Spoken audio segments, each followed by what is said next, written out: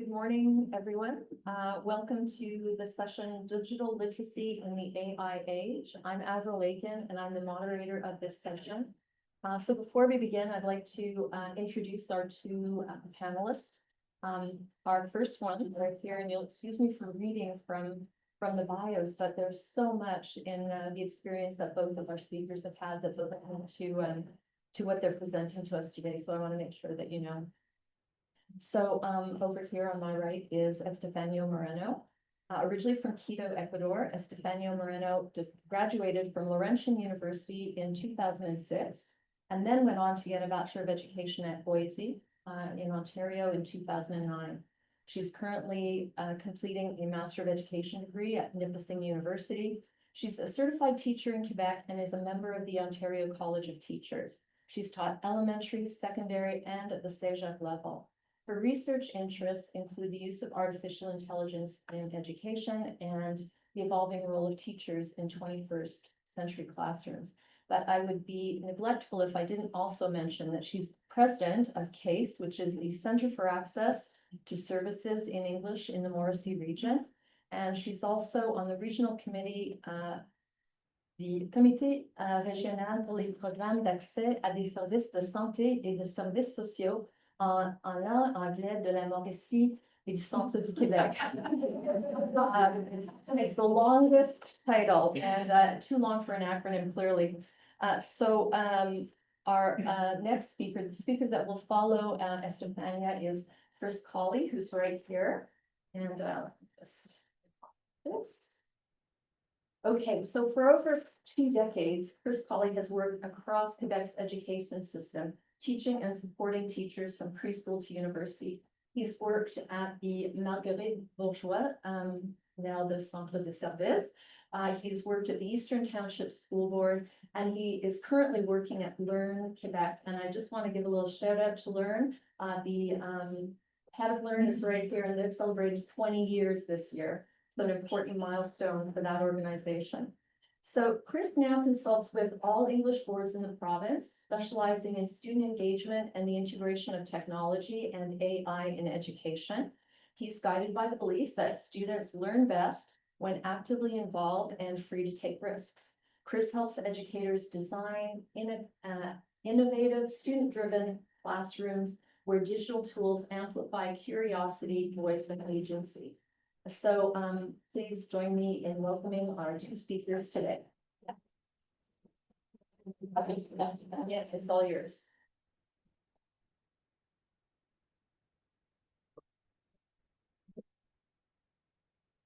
So good morning, everyone. It is an immense pleasure to be here with you today. I'm very happy to take this opportunity to share my perspective on artificial intelligence and how it's impacting the field of education, and also to share my experience with artificial intelligence in the classroom. So I have been an educator for approximately 15 years, and I've been working in various schools in Ontario as well as Quebec.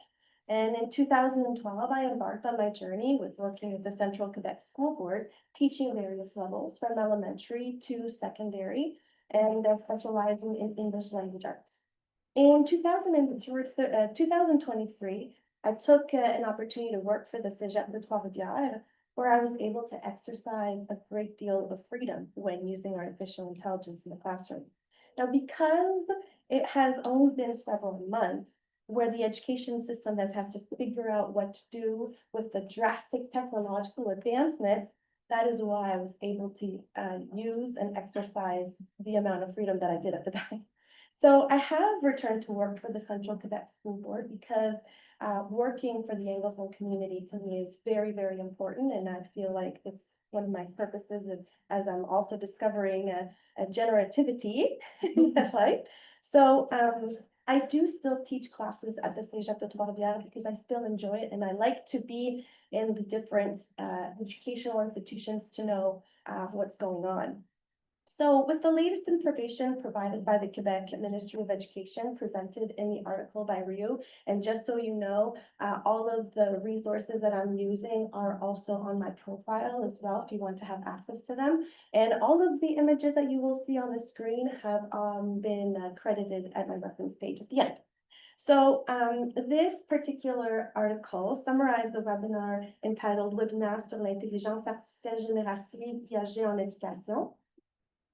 So our use of artificial intelligence in the classroom must focus on the development of critical thinking among students to help them become educated users of artificial intelligence with the awareness that it raises fundamental questions about its impact and long-term risks due to the lack of research in this field.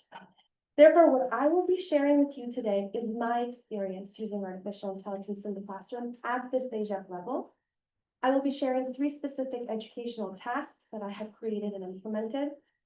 So with this in mind,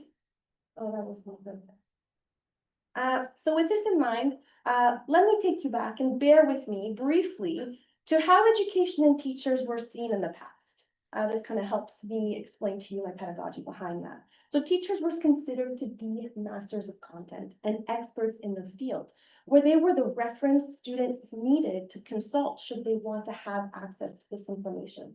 So going back to the education of ancient Greece, teachers were seen as mentors, and the education was more in the form of dialogues, conversations, and debates, and also the birth of that Socratic method.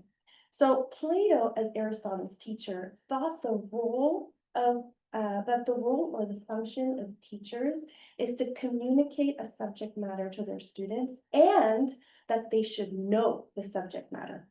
So fast forward to today.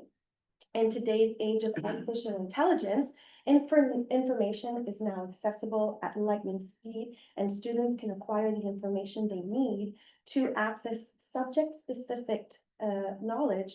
Therefore, our role as teachers in the classroom moves away from expert of content to learning facilitators. It is important to note that teacher-centered education has evolved to student-centered teaching, where students should be active learners in the classroom rather than the concept of tabula rasa or the empty glasses to fill kind of thing. So education and the role of teachers has been evolving drastically over the years. Our role has to continue to evolve, and it should continue to do so at faster speeds as society continues to change in this new age of artificial intelligence. So we all know students are regular users of artificial intelligence, and not just students. In fact, artificial intelligence is obviously widely being used in all spheres more and more in our society. So why wouldn't students want to use it, explore it, and learn how to use it the best way that they can? The fact is that we can't put the genie back in the bottle. If we as educators prefer to avoid using it or ignore it because we don't understand how to use it, we are doing a disservice to our students. Our society is changing, and education is changing whether we want it to or not. Therefore, it is our duty to use it, learn it, and understand it. This will allow us to stay relevant in our fields, and through experience, be able to equip students to be digitally competent members of our society. If our responsibility is to build a digitally competent future, we must redefine our roles and, most importantly, reevaluate our pedagogy.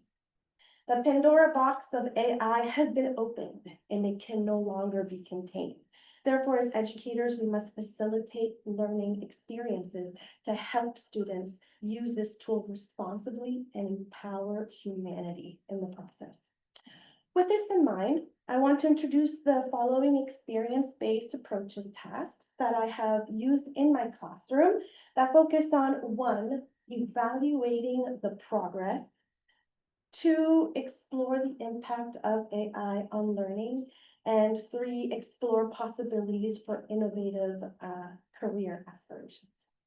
So, if students had access to information that was only provided by the teacher and were able to produce their own work, then it would make sense for teachers to evaluate that product.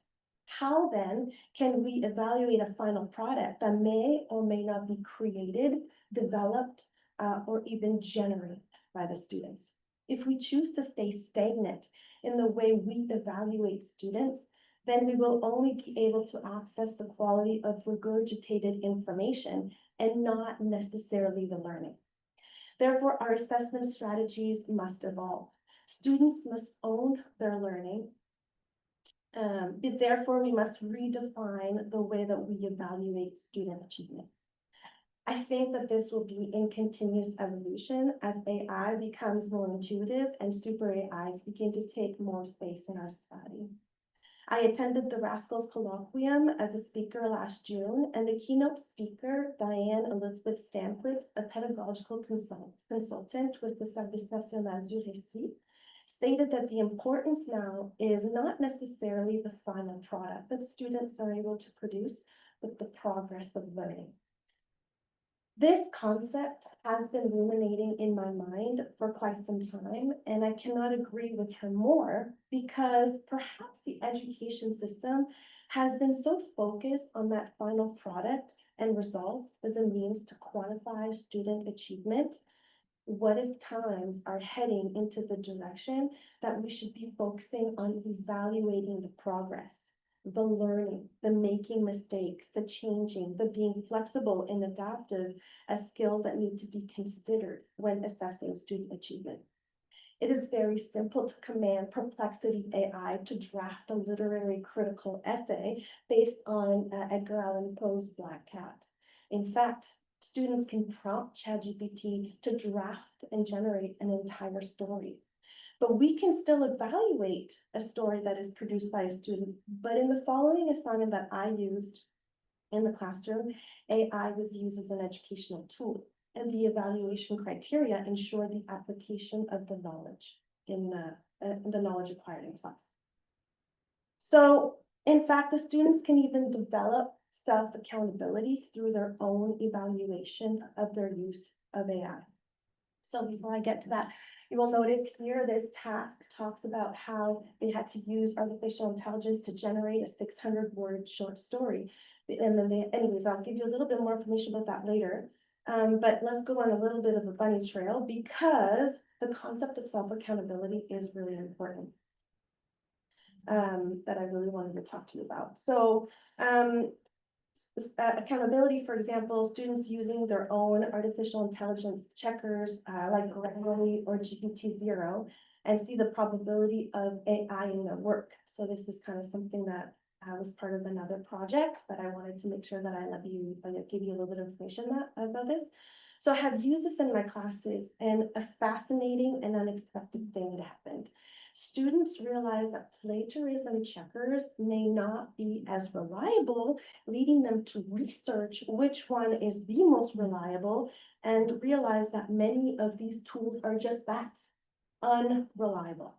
This leads to critical thinking of the credibility and reliability of these tools, in addition to exploring the concept of discernment as they experience firsthand the lack of reliability of these tools, thus questioning the potential risks and impact of AI use in their work. Now back on track. Back to the task that I was telling you about. So referring to this task I developed, it was an oral presentation task where students had to design a short story specifying the plot and incorporate different literary devices that were covered in class and could also be found in their textbooks. They prompted ChatGPT to generate a 600-word story with the information that they themselves had provided. This critical analysis of the story that they had to do and the efficiency of the way AI was able to generate the story was explored through their task as well as through in the presentation that they had to do. In this situation, students were more focused on the process and critically evaluating the learning experience rather than focusing on the production of a short story. And in addition to communicating and expressing their opinions and critical analysis, which makes it extremely relevant in language classes. Students were very impressed with the AI ability to create short stories, the depth of the stories themselves, and also the literary devices that were incorporated within those stories. And Students were able to learn the true potential of AI in the generating of stories and how that can impact the field of creative writing. Students can also develop their critical thinking and discernment as they're able to explore this tool in a controlled environment where discussions and reflections can take place. They can also begin to see the world from a more critical eye. They have to now try to differentiate between what is real and what is being generated. They can reflect on what is more valuable, their ownership of the learning, or just the regurgitation or disconnection from the learning experience itself. Now, as students reflect on what is real and what is worth doing, reflection is a very important skill that needs to be developed. Some of us reflect more than others, and some of us are a lot more motivated to work on bettering ourselves. I believe that this is something that needs to be practiced in the classroom. In addition to formative assessment and teacher feedback, we are in an era where students can receive feedback in real time. Feedback that is individualized and customized depending on the information that is being shared. Waiting is a thing of the past, and as much as we want to teach patience in this digital era, the truth is we ourselves no longer have to wait for the next episode of the show that we are binge watching on whatever platform we're streaming it on, right? So this binge watching and instant gratification has become a very real aspect of our times. So the next task I'd like to introduce to you is the AI-powered interviews. In my classroom, I have used live interviews where students preparing for job interviews can practice one-on-one with AI in real time. At the end of the interview, students are given overall evaluations and specific feedback on strengths and areas of improvement, in addition to recommendations to enhance their answers.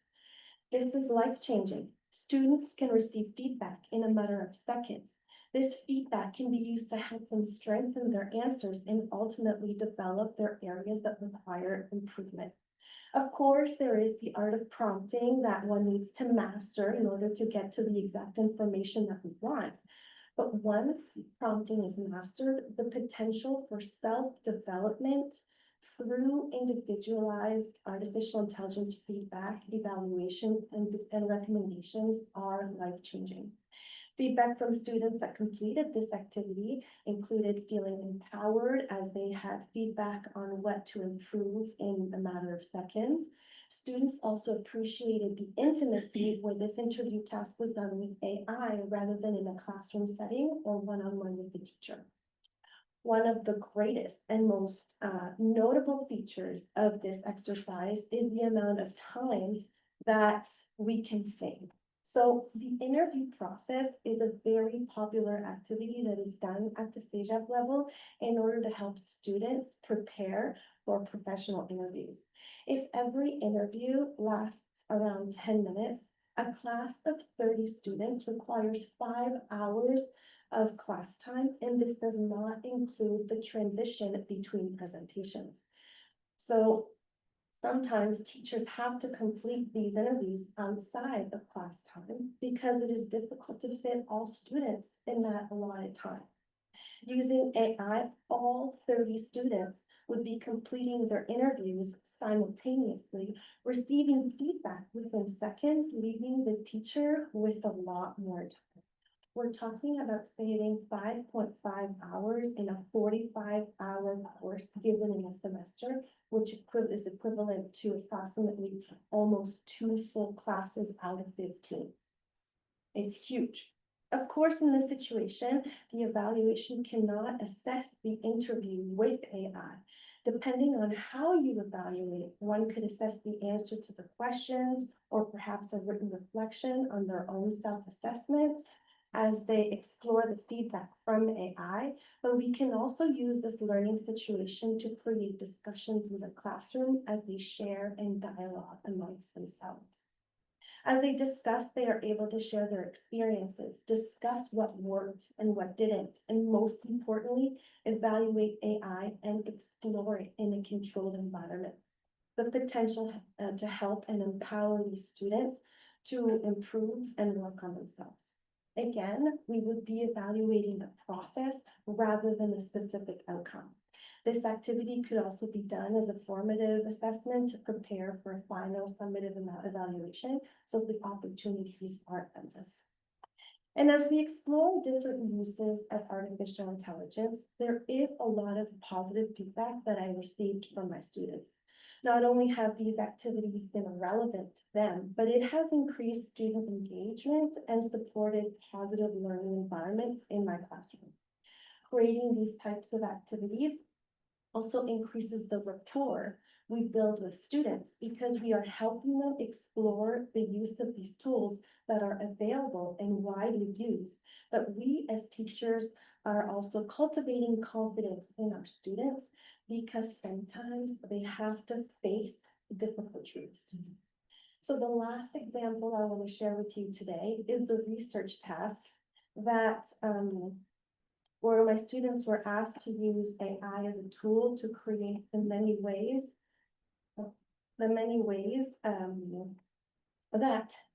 including the many ways that technology has impacted them, including AI in their field of work and in their field of interest. This activity was just not just eye-opening for me, but it was transformative to the students. As they research the impact of AI and technology in their field of work. So I think this is a long presentation, but there's one slide where the task is telling them that they have to use artificial intelligence in order to do research on how AI and technology has impacted their specific field of work or of interest or field of study. So one particular student comes to mind. I remember watching them as they began their presentation. Very cool and very collected, the students shared about their field of work. They were studying to become a documentation technician. They were passionate about research and organizing and were really enjoying their program. Are some of you starting to see it coming here? What do technicians do? Well, documentation technicians are responsible for describing, filing, locating, and distributing documents. As a student stood in front of me, in front of the class, presenting the many ways technology and artificial intelligence had impacted their career of their dreams, they shared this very real and almost tangible anger. A righteous anger because their career aspirations may no longer exist in the near future. With a very crisp and frustrating tone, they mentioned how they've been learning to describe and file and locate and distribute documents, and how this specific process could take up to several hours, if not more. So after completing this project in my class, which they had to use artificial intelligence to help them do the legwork and the research that they had to do, they realized that their potential job may no longer exist. I sat there dumbfounded as I watched the students' career aspirations just crumble right before my eyes. But this is the harsh reality and very real possibility for so many of our students. The documentation technician job will most likely be delegated to AI if it hasn't already. It will be in the future. And although we can feel very angry about it, I like to see this as an opportunity for more opportunities. Students know that the world is changing and they have to develop adaptive skills in order to be able to be resilient and thrive. So one thing I didn't touch on in my presentation is the crucial amount of work that we're asking teachers to do. Because we're asking teachers to do something that we have to do it at the same time as everybody else. So we're asking teachers to want to learn and to explore these tools without necessarily the time or even the motivation to do so. So what I'm saying then is I'm asking my students to do, that's part of my teaching philosophy, is I ask them to do things that I would always consider doing them myself. So I'm never gonna ask students not to do something that I wouldn't do myself. So if there's a cell phone ban, you better believe my phone is hiding in my bag because they're not allowed to see it if it's banned for them, right? So what am I asking to do? What am I thinking about? So what I'm saying is share our vulnerabilities in the classroom, to be able to express maybe the long-term effects and the risks of using artificial intelligence. I'm asking them that just because it's there, it doesn't necessarily mean that it's good for us, or there's some long-term impacts on ethical considerations, the health of our planet. And so Plato says, Plato believed that students learn many things from their teachers, not only what teachers teach, but also social behavior through the example shown by their teachers. So let us teach with our hearts. Let's be vulnerable and explore the possibilities, fears, and risks. Let's create safe spaces for students to ask questions, explore, reflect, and grow. And let these spaces also carry us, teachers and educators, as we ourselves question, explore, reflect, and grow alongside our students. Thank you.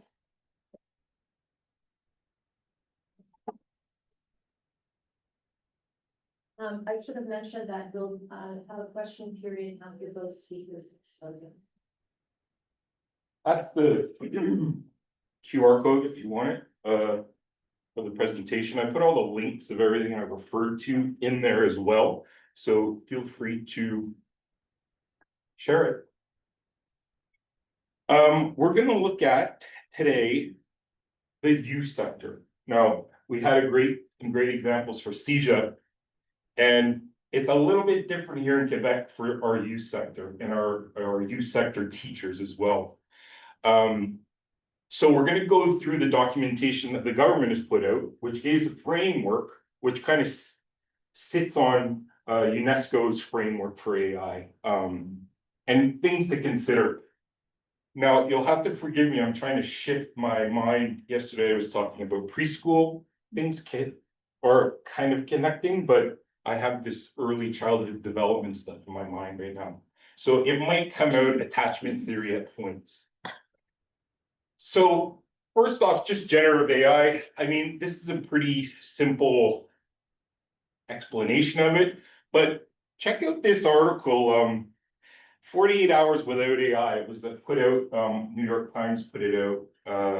Was it New York Times? Yes. And basically he tried to not use AI or machine learning for 2 whole days. And basically he ended up having to go forage in Central Park to eat, because everything that we do now is connected to AI or machine learning, from our food chain to our phones, our technology, and it's expanding at the rate of about 6 to 7 months where there's a complete turnover, right? Everything new comes out. So educators, and we know education is a slow animal, and it's hard for us to adapt to this rapid change, and we're seeing this in our teachers. It's still kind of vague too in Quebec as to how we're going to use it, because right now you might know or not know, but youth sector cannot touch AI. Okay, students are not allowed to touch it. Teachers can show it in class, but they can't give assignments where kids are using it. So that's where we're at. Now, we're encouraging educators to start using it, but we're also encouraging way more to start talking about it. Because as we know, if we were just to look back on our social media, we kind of missed the boat on that. And now we're seeing the effects of unfeathered social media on our youngest learners. They are struggling, and it has this well-being effect that we're starting to see.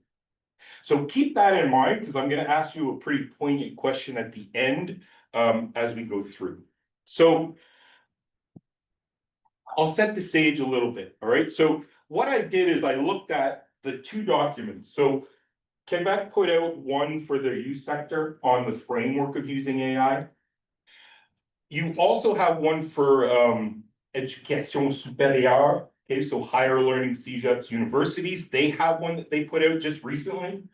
And then UNESCO has one too that they put out a couple of years ago that were giving recommendations to the world on how do we integrate this in an effective way so that we're not repeating the mistakes we've made in the past. So I love stats, and I know maybe there's some researchers. But you can see how it's changing so dramatically. And this is over a year term, but you can see that now it's growing so fast that non-work related inquiries have increased from 53% all the way up to 70%. So without even looking at an analytical framework, we know our kids are using it, right? Just the increase that's happening. And we're not doing much about that framework or the idea of how can we help these kids manage this stuff. And we're starting to already see repercussions, which we'll get to. This is an interesting one. So 9 of 10 youth, they're already using it, right? Educators tend to disagree that they're not using it, but research has found, and this came from Actua, this is a Canadian organization, put out this report. There's a link to it that you can want to read the whole thing. But again, some of these stats that we're finding are a bit troubling in the sense that 71% of the youth are using it. Are they using it effectively? Educators think only about 38. They're using about 38% effectively. And then the youth believe that they're using it responsibly, whereas educators don't think they are. So there's a definite disconnect between students and teachers, how they use it and what are they doing with it all. And I'll show you a couple of other stats before we get into the programs or the framework. But here's typically for schoolwork, classroom activities. Now, this is a part of students because students use it at home, right? They can't use it at school. Well, they can because they don't have devices anymore, but they're still using it. And this is what they use a lot of it for, all right? Again, this is from the actual June report. And asks very poignantly, are we preparing our youth and our educators for it? We can argue that. So you can see a lot of, there's not much all the time with students, but you can see a lot of sometimes to often they're using it for very specific tasks of generative. And that's what the government for our youth is saying we have to avoid them using. Well, they are using it. Educators, how are they using it? And again, you can see there's a lot of red. There's a lot of red. And I just want to create that awareness that if we're not talking about it in schools with our kids, we are setting them up for the same thing that happened with social media, with mental health, depression, disconnect.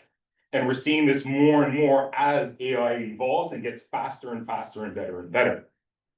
Again, I feel like we're trying to, we're one step forward, 15 steps back. And I think that the more we talk about it, as our keynote was saying, the more awareness we can have, but we have to start talking about it with our kids, even if they can't use it. So the frameworks within the education system we'll look at, and their roots are embedded in kind of these two frameworks that we have already. So the youth sector has this digital framework that we've been using for quite a while. And this is the digital citizenship framework to develop digital ready students or good digital citizenships. You can see it's very skill-based. There's not much about content in there other than can I find the right stuff? But it's a lot of collaboration, problem solving. All of these things we know our kids need. But oftentimes when I do workshops and I ask teachers about the digital framework, they're like, what? Right? They're just not aware of it. This has been out for 8 or 9 years-ish, a little less, maybe 7, 6. But it's there, right? And this is not only an objective for students, but the government put this out for every single citizen in Quebec. So teachers need to be this way. Community members need to be this way. So it's a global kind of, here's the skills we need to navigate today's digital world. The École Supérieure also, they put out, and it's very similar again. I often argue that these are our cross curriculums, right? Again, underused, but they reflect very much that collaborative critical thinking, etc. So we have the stuff, but are we using the stuff? So the definition, and they kind of made three, they call it balises. I don't even know what that is in English. Suitcases? Toolboxes.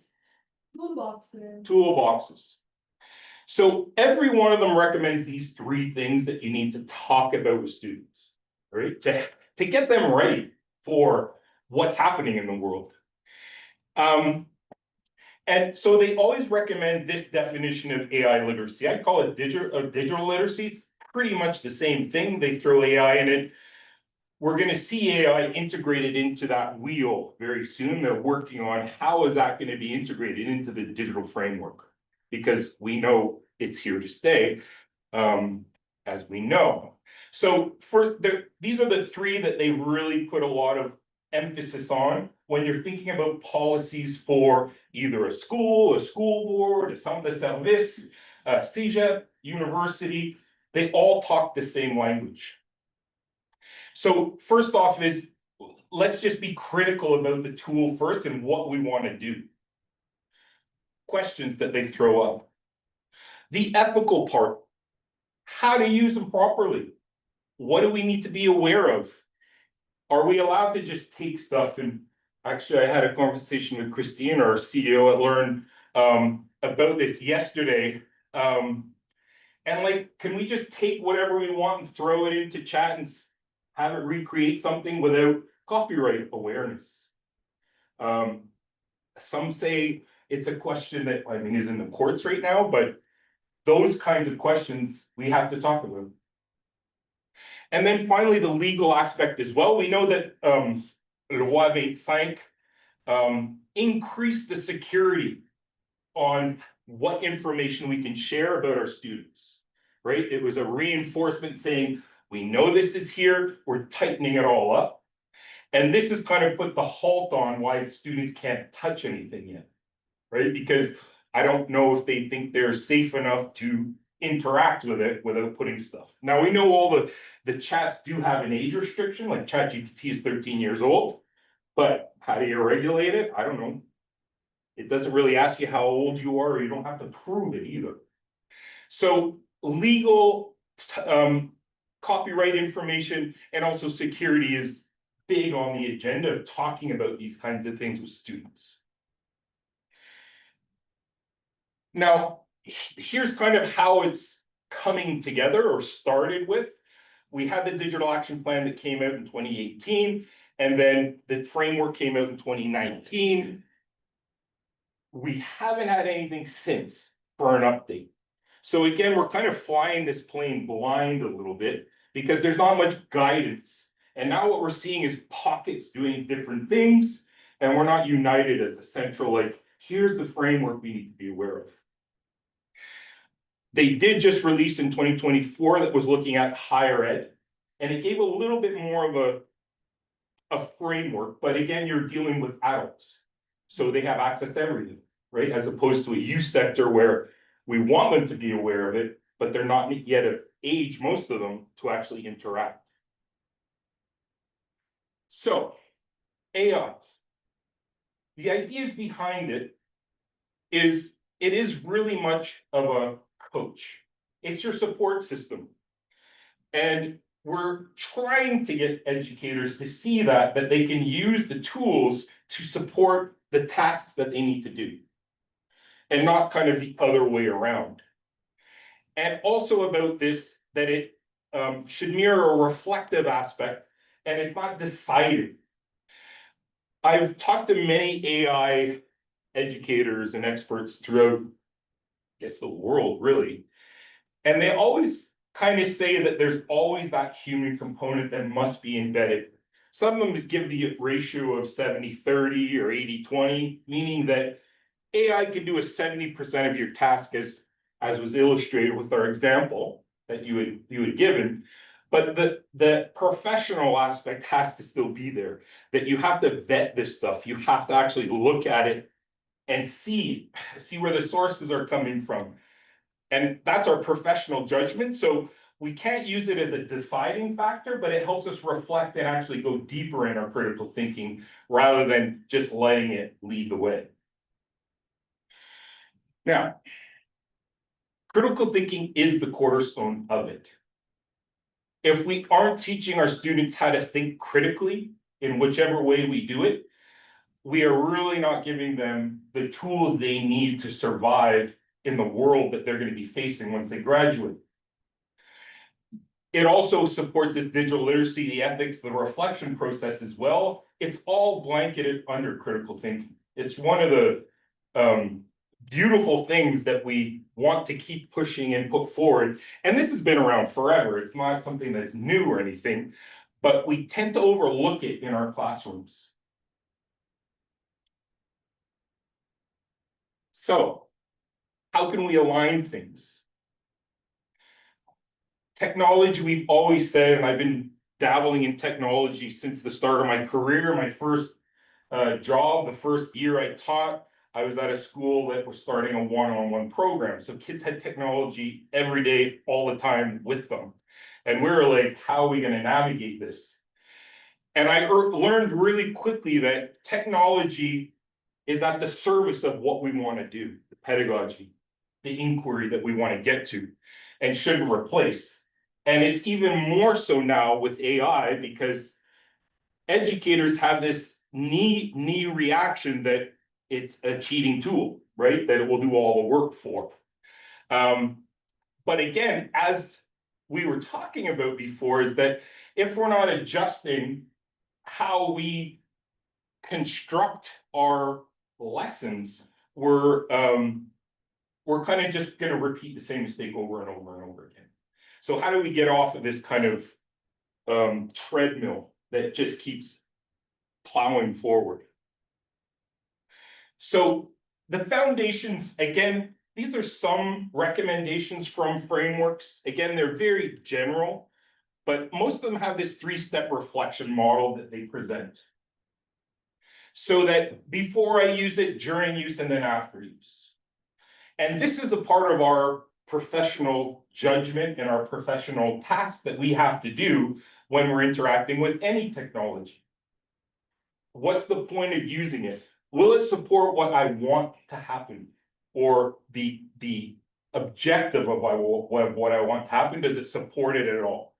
So again, these are like ideas of things that you can ask yourself if you're engaging with technology to make sure it's not getting in the way again of what you want the students to actually learn and embody. Now, if we look at the digital competency continuum, this is across our province. And it starts at a very young age. They're recommending in these frameworks that you can start talking about this stuff all the way in preschool. I mean, I'm not saying throw computers in front of kids. Mind you, we were at a presentation last week, I think. Yeah, a week in Ontario where elementary school kids, I mean, it seems like they can do whatever they want and they're using AI and then we reflect on Quebec where it's just like, no, nobody can use it. So, but there's still things that you can do through play-based to get activities going, unplugged activities, so that students start thinking about it. And then there's a progressive kind of build so that once we get to CEDEC University, and I'd even argue secondary, because about half of our kids get to secondary and don't go on to higher education. If we look at, can we get them thinking critically by the time that they leave high school? About, is this accurate? Can I use this ethically? Right? So that they have those skills that are a part that we've instilled. Now, here's their approach. Again, this is all documentation from our ministries, from youth and also from higher ed. But obviously there needs to be a lot more training for teachers on digital competencies so that they can instill them in the students. we need to start looking at policies. And patchworks never work. Bringing communities together so that discussions can happen. We're all going through this together, and it seems wild that we're all doing it in these small little pieces, rather than collectively coming together. And again, hearing student voices, getting their voices involved in how are we going to use these in schools. And then also just looking at that it all is from humans, right? Like this idea of all technology we created, right? I tell preschool kids when we're doing things with robots, when I'm introducing it, that any technology will never do anything until what? And they all get to the idea that humans are the ones that create and tell the technology what to do. So just those simple kinds of concepts and then growing that as we go through. So the key issues they have, and these are like ethical issues that we all kind of have been seeing around the world. But the privacy is a big one. And right now it's kind of hampering the effectiveness of what we can do in schools with students. But there's a lot of conversations where you can talk about all this stuff. And that was our orientation at Learn, is to have teachers start to think about these issues and start talking about them with their students. Now, like in all subjects, these are the kinds of things that it's everyone's job and nobody's job. So we need to keep talking and keep pushing so that all teachers are addressing these issues as we go through. The privacy we talked about, the bias that large language models inherently have. What about the health and well-being? That's a huge one that we're starting to experience. And also the environmental impact that these large servers have on the environment. I just read an article recently where China is putting them in the ocean to keep them cool, right? So again, we're trying to be environmentally aware, but these things are not very nice to Earth. They tend to consume more than give back. So a couple of those 4 issues are the ones that we anchor a lot of what we talk to teachers about, what they can do with students and what they can talk about with students. Now, this is a question, and it's good, I'm almost out of time here. But in what ways can education system proactively build student understanding of AI potential harm, such as bias, addiction to, misinformation, so that we avoid the same mistakes we made with social media? And I think it's the crux of where we are right now. And I think that we need to knock it all down and rethink how we are this delivery system of content and look more at the global digital citizen that's going to go into the workforce. We had a keynote that we saw that was talking about GDP, and that we need to look at the large idea that the kids that we have right now in front of us are going to affect that 10 years down the road. And are they ready for it? Are we going to be able to maintain? And it's kind of looking at the macro level, but the micro level will help prepare them for that future that's, well, here right now. I thank you for your time, your thoughts. And I mean, it might be a good question. Does anybody have any comments about how do we learn from our history? Yep. Talk about it. Yeah. And I think, as you said, the responsibility has to be put, there has to be an onus put on, right? We can say, yeah, well, you got to follow digital competency framework, sure. But the actual action behind it, right? Are we turning words into action? You can bring the conversation that we had just before about generativity Yes, into the conversation, right? absolutely, absolutely. We are from now a generation, many of us, who have lived through this very fast evolution of technology. Mhm. We've seen how it's affect our society. We see the biases, we see, you know, the despair, the huge change in the rich versus the poor because of the ability to adapt.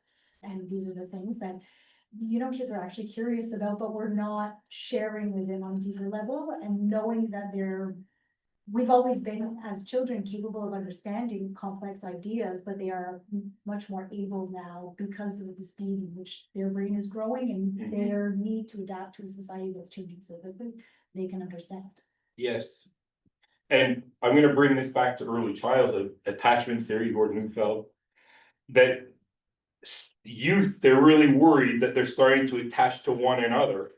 And devices, chatbots, instead of a parent, an uncle, a grandparent, right? And another thing that's really alarming is that technology has this way of pulling our kids away from developing fully. So we talked about maturity. We have a lot of immature teenagers. 1 minute. So there's lots to think about, and I'm not giving any answers here. I don't have answers other than what we just said is we have to keep talking about it, and we have to pressure the people that are in front of those students to embed it in what all they teach, because it's not going away. One last plug, if you want to, we have a podcast at Learn called Shift Ed, and I've been talking to some pretty amazing people about AI. And if you ever want to explore some of those, these are some of the interesting conversations that I have about how to use it, how we're using it, and where we're going with it. Again, we have no answers. We have a framework, but that's up for us to figure out. Thanks. I asked both of you, for a sec. Can I ask both of you, you can ask him once I get him to sit at the front. Can I ask both of you to sit at the front or the front? And so we have time actually for, let me just check. So we actually have time for 20 minutes for questions. And I'm just gonna move over to the side. I want to thank you both actually. Like one of the things that I really appreciated was the intersection, like your slide, Chris, where you talked about AI literacy defined should be human-centered, pedagogically relevant, ethical and transparent, and legally compliant. I was thinking, Estefania, everything that you showed us in terms of your classroom practices aligned there, bringing up each of those points. So it's a really great meshing of the two of you, together. So thank you so much. And I'll let you scan the audience, but I'll sit at the side because I have questions in case there's a gap in there. Sure. Fire away. And Back? yes. Yeah, go ahead. You talked about at the beginning of your presentation, 71% of students said they knew how to use AI effectively, and 38% of students disagreed. Can you define what you mean by using AI effectively?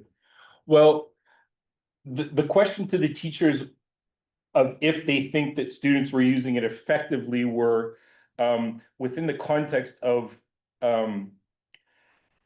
were they having all of those three, ethical, like, am I using it safely? Like that context. So the framework from UNESCO and our framework that we have, is that the guiding force behind their searches and their use of AI? Students thought yes, and teachers are saying no, which tells me that maybe that the teachers are thinking they're not talking about it enough, right? Like it's not embedded in what our coursework is and the content that we have to deliver. Can we embed it somehow? So I think there's a disconnect, I guess, what that report is saying. There's a disconnect between what students feel and what teachers feel. But I think they're both kind of like, there just needs to be so much more talking about it. There needs to be much more an onus on it, so that they can start to use it in an effective way. Because as she mentioned in the keynote, algorithms are a prey, they're like a tiger hunting a deer or something, like they know how to target. And they're super good at it because they want to make scratch, right? I mean, it all comes down to that in a way, that if we don't empower students to use it and adapt to, it'll affect our future. So would students be aware of the framework you're talking about? Again, it's such a patchwork that's going on right now, right? Like every school board kind of has their own policy, CEGEPs have their own policies. Like I said, we don't have this global idea of here are the things we need to do and you are responsible to teach them, you know? And I think some of this has to be a direct instruction approach, not just through discovery, that we need to have those hard conversations and put it in the student's face, which we did not do. Again, with social media. And I mean, you can see the results, you know, it's yeah, sad. I think, my opinion. Go ahead. Hi, thank you so much for speaking to us, both of you. My name is Quinton Sheriff, and I work at ELAN, the English Language Arts Network. Part of my work is upskilling our wonderful arts and culture nonprofits. Love these people. I had such an interesting workshop that I gave about a month ago, and it was all about AI ethics and policy work in nonprofits.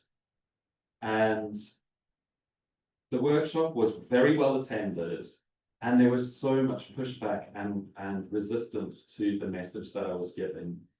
And I did a bit of digging around afterwards, and I discovered a large part of our nonprofits, over 80%, needs digital adoption and literacy across Canada.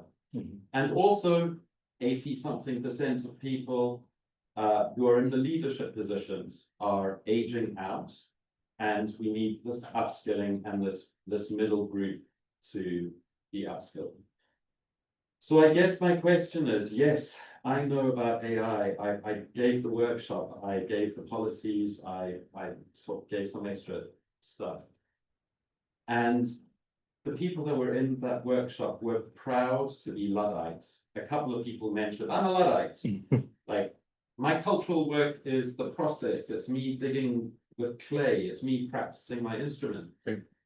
So I sort of commended them, and I said, I value that you can see exactly where you're standing. Your feet are firm on your ground. However, I'm super concerned that there is going to be this huge widening gap and chasm that is just going to get bigger and bigger. How do I approach these people?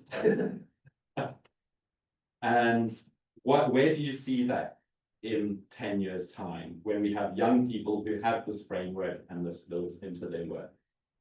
So I guess 2 questions. You want to? Yeah, Sure. I know. I've worked with Elan before. I really have excellent, amazing experience with your nonprofit. I really appreciate the work that you're doing in our schools.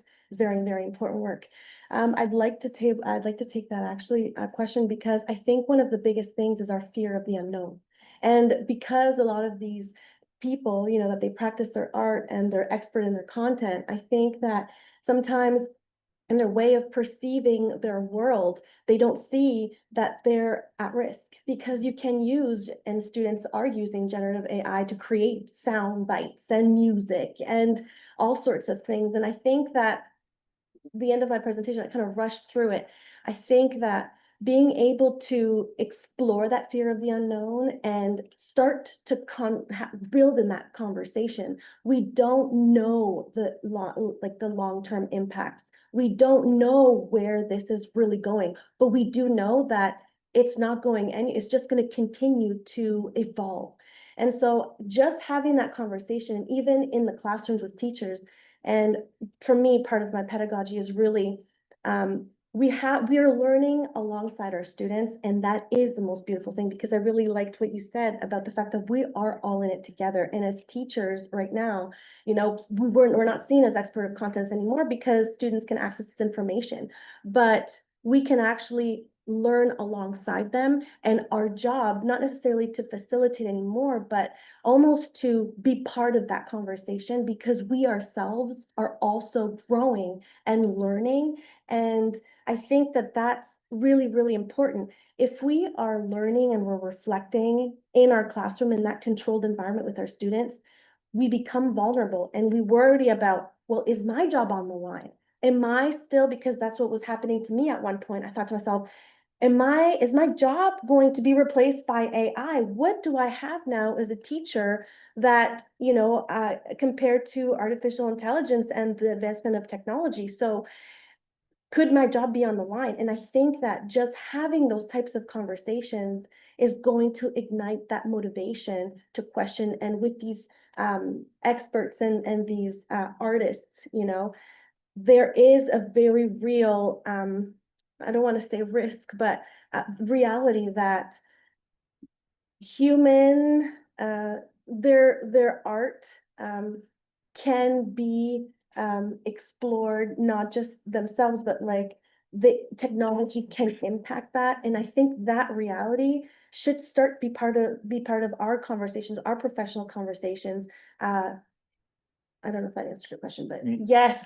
I think too, like, as the keynote was saying, is that kids are getting mad. Mhm. They're feeling they're not prepared. And it's our responsibility, Mhm. right? Now, we can share it in the sense that the teacher doesn't have to know everything about it. But if you're not starting to embed that in the content that you already have to deliver, you're just robbing the kids and you're setting them up for a difficult time, clearly, as we've seen from our past history. I would say, listen to your kids, like, sure, you got to teach art, but that's one thing. We're trying to create a global citizen, so that they're prepared when they leave our schools. And we don't have time to muck around anymore. We just don't. We don't. Kids are playing less than they ever have before. They're going outside far less. They're addicted to screens. Chatbots are becoming their friends. Like, humanity has to intervene. And I think that anger that the kids are voicing is amazing. Because if they don't say, help us, I think we'll just forget about it. We'll just keep doing our art. We'll keep doing our math stuff that we've done over and over. Like, there has to be a time where society says enough's enough. And I think we're at that tipping point where there has to be some kind of tsunami of change. And we can, because AI is forcing us to look at how we assess differently. We've assessed the same way for so long. And it's all around stuff that I could easily search on my phone or in chat or whatever, But show me how to say that, yeah, this is good information. It's reliable because I know how to go and find that credibility to it. So get pissed off. I mean, if we don't, our generations that are coming through, I mean, they're already suffering. And I think that's where their anger is coming from, because we're failing them. I mean, I know that's an aggressive stance, but I don't think we have time to lolly-doll around it anymore. It's not slowing down, I mean, we read that article of 48 hours without AI. You can't do anything anymore, it's like unavoidable. And if we're not talking about it, again, we're just like, good luck. I don't think we've done our job. It's just my opinion. Thank you. So, I'm gonna try and formulate this because my mind is kind of spinning a bit, but Yep. if AI is changing so quickly, there seems to be a kind of window to build these critical humans. And AI is clearly having an impact on the pedagogy, but is it having an impact on the curriculum of kids? Or So this is a really interesting question, very interesting question, because we've seen our QEP has been updated 2010. So we have the career, I think, and part of my, when I went to Teachers College at Boise, I remember there's a difference between your curriculum and there's a difference between your hidden curriculum. And they're both important, because your curriculum is, the guidelines and what the Ministry of Education, what they have to learn. But your hidden curriculum in this day and age, in our era today, is so important, because in that hidden curriculum should be the reflection and the questions and the discussions and the exploration in a controlled environment where you have a teacher who is able to, I want to use the word, moderate conversations to get the students to start thinking more critically and start questioning reliability and credibility and discernment of that. And so that would fall under the hidden curriculum that is so important. But it's just, I guess it's part of each individual teacher's pedagogy, and everybody will see it differently. So me, because I have very passionate research interest on artificial intelligence. Well, on my own time, I am researching and I, want to get involved, where you will have other teachers, it's a big ask of teachers. We're asking teachers to, be in the know when in reality they don't have time in their schedules to attend professional development opportunities, or to even do their own research, because the teaching load is very, very heavy. So we're asking teachers a huge ask of getting on that boat to stay relevant and to be able to prepare our students at the same time as preparing ourselves for the future. So I would, So it's incumbent on the individual educator to just pivot that. because the That's hidden, what they can. yes, because the hidden, As kids are pivoting, well, yes. And I think that's the most beautiful thing of it, is if we start thinking about the opportunities and we start thinking about it in the way that we are in it together, then we are accompanying our students as we ourselves are accompanying ourselves as well. And it's part of mentorship, right? I'm taking my mentorship course at the university right now. So we want to accompany our students in this process, and we ourselves are being enriched by it because we are learning at the same time with them, which is our. I would, and with all due respect, I'll argue for the youth sector that we do have cross curriculars and we have the digital framework. Now, if a teacher decides to use it or not, that's their professional judgment. Do I integrate these things, which are life skills and how to navigate? They're there. We have the tools. But far too often the content gets the focus and the living skills get, and it starts, our models are university. If we don't change at that level, and again, this is my opinion, like, we're just failed to do the same thing over and over, because those pre-service teachers do what they were taught. They come into the system and teach the way they were taught, right? So we have this cycle of focused on evaluation and content. And the world we live in right now is not a reflection of that. So students don't find themselves in that curriculum anymore. They're searching for meaning. And that's why we have so much décrochage, and the frustration of teachers is there too, because they're saying, I can't do this anymore. We're losing teachers like crazy because it's one more thing. It's one more ask. It's evolving. And if you can't, as a professional, evolve with the times, you're probably in the wrong business, right? Like, you have to stay up with pedagogy. It's your professional responsibility. Mind you, we have no accountability here in Quebec, again, my opinion, but there's no reason why any teacher should change. There's no consequences if you don't. So why would I? Been doing this for 20 years. You're not gonna tell me to change now. This is what I do. So there's so many levels. But again, you can't solve these problems in spots.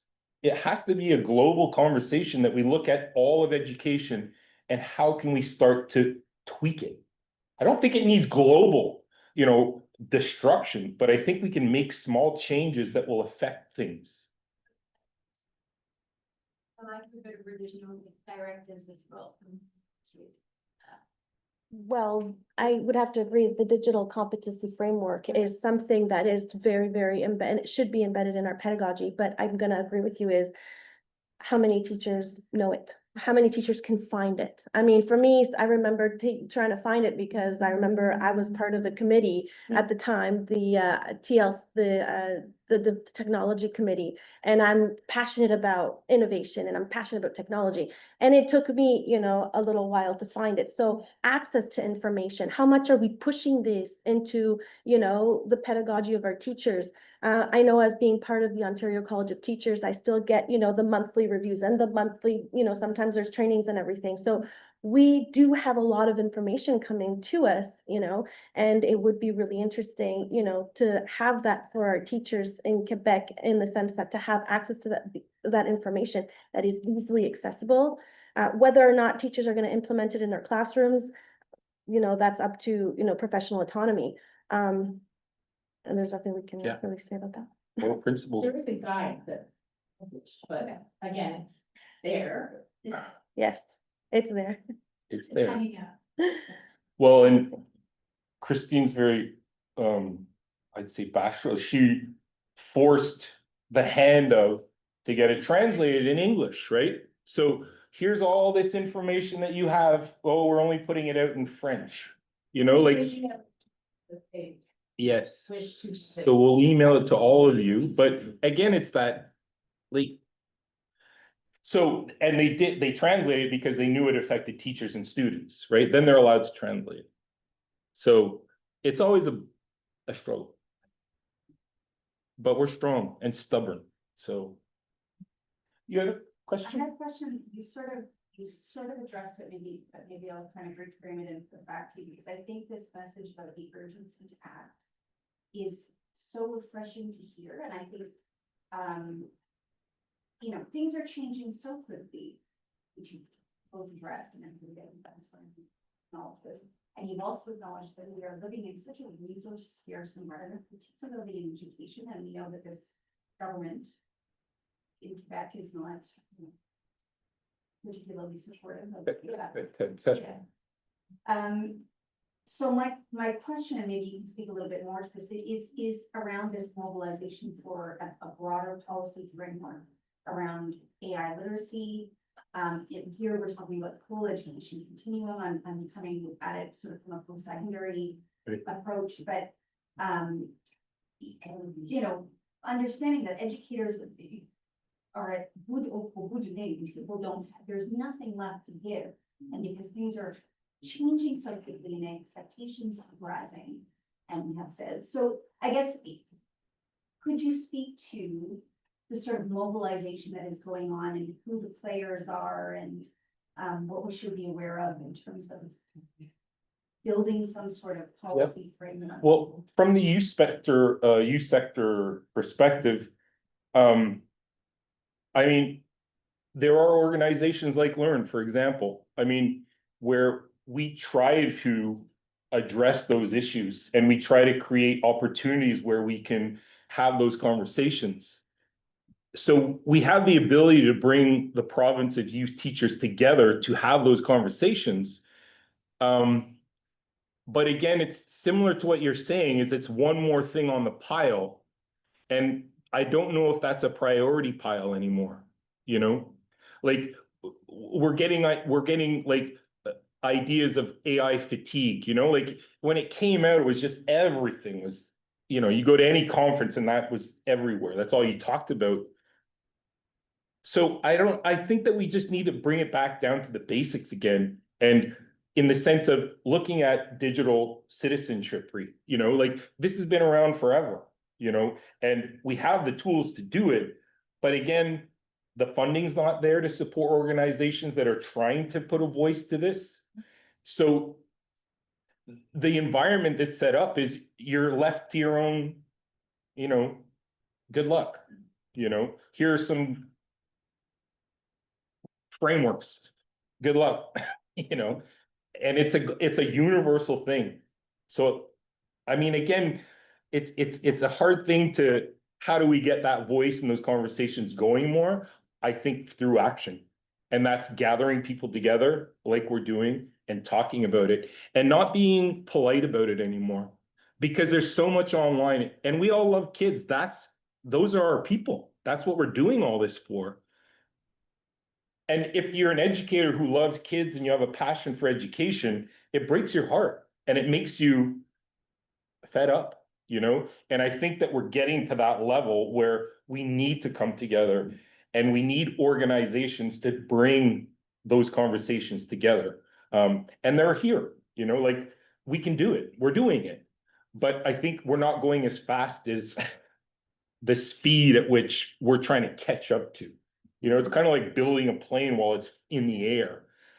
But I mean, that's where we're at. And we have to accept that this is the situation we're in, but we're not going to give up. There's too much at stake. You know, our future's at stake. And I mean, it sounds dramatic, you know, and I'm like, Chris, get over yourself. But I mean, I really feel that, you know, I really feel that. And I work a lot with teachers, you know, from preschool all the way up, you know, into university.